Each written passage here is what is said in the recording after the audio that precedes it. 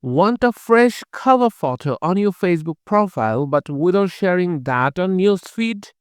In this video, I'll show you the best workaround that actually work on Android to keep it that way. Open the Facebook app on your Android phone. Go to your profile by tapping your profile picture, bottom right or top left or right corner.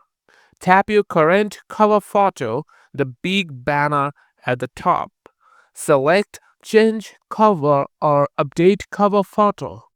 Choose Upload Photo or select from Album. Pick your new image from gallery, then adjust, crop, or position as needed. The key moment is before you hit save or done, look carefully for a checkbox at the bottom or in the preview screen that says share your update to newsfeed or post to timeline or similar like this. Uncheck or turn off that option. Then tap save. Your cover updates instantly, but no post created, no notification to friends, or no timeline drama. That's all for today. If this saved you from unwanted attention, hit the like button and subscribe for more Facebook tricks.